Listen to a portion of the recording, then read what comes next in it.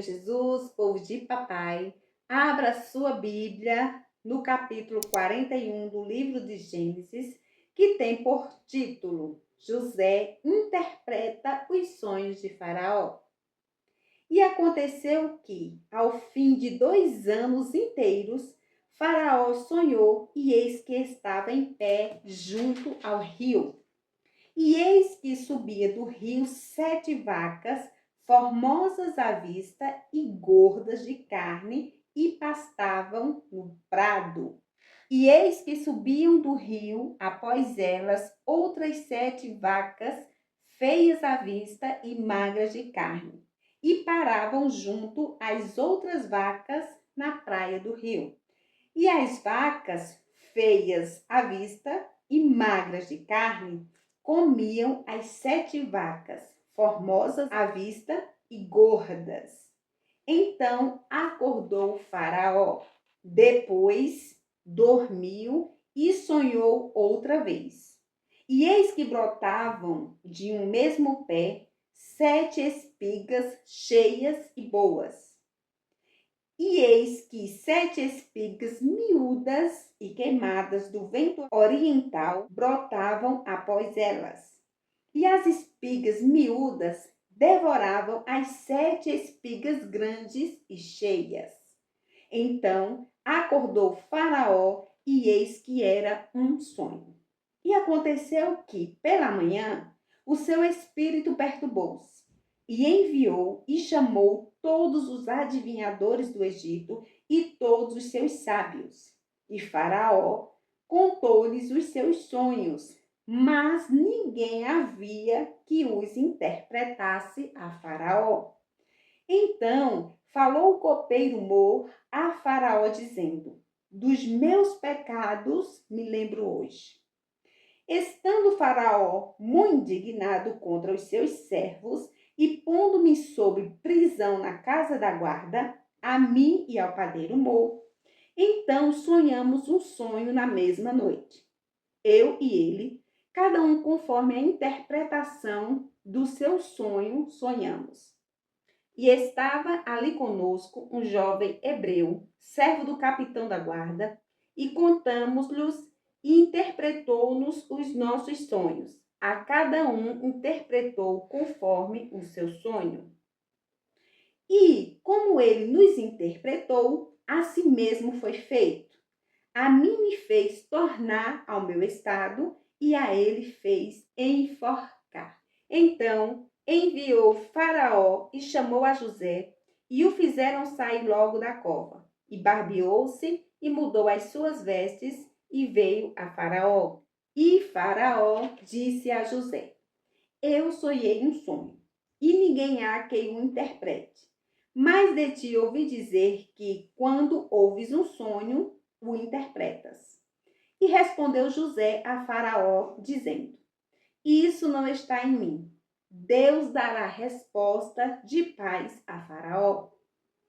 Então disse Faraó a José: eis que em meu sonho estava eu em pé na praia do rio. E eis que subiam do rio 7 vacas gordas de carne e formosas à vista, e pastavam no prado. E eis que outras 7 vacas subiam após estas, muito feias à vista e magras de carne. Não tenho visto outras tais, quanto à fealdade em toda a terra do Egito. E as vacas magras e feias comiam as primeiras 7 vacas gordas, e entravam em suas entranhas, mas não se conhecia quem houvesse entrado em suas entranhas, porque o seu aspecto era feio como no princípio. Então acordei. Depois vi em meu sonho, e eis que de um mesmo pé subiam 7 espigas cheias e boas. E eis que 7 espigas secas, miúdas e queimadas do vento oriental, brotavam após elas. E as 7 espigas miúdas devoravam as 7 espigas boas. E eu disse-o aos magos, mas ninguém houve que Mu interpretasse. Então disse José a Faraó: o sonho de Faraó é um só. O que Deus há de fazer, notificou a Faraó. As 7 vacas formosas são 7 anos. As 7 espigas formosas também são 7 anos. O sonho é um só. E as 7 vacas magras e feias à vista, que subiam depois delas, são 7 anos, como as 7 espigas miúdas e queimadas do vento oriental. Serão 7 anos de fome. Esta é a palavra que tenho dito a Faraó. O que Deus há de fazer, mostrou-o a Faraó. E eis que vem 7 anos, e haverá grande fartura em toda a terra do Egito. E, depois deles, levantar-se-ão 7 anos de fome, e toda aquela fartura será esquecida na terra do Egito, e a fome consumirá a terra. E não será conhecida a abundância na terra, por causa daquela fome que haverá depois, porquanto será gravíssima. E o sonho foi duplicado 2 vezes a Faraó, é porque esta coisa é determinada de Deus, e Deus se apressa a fazê-la.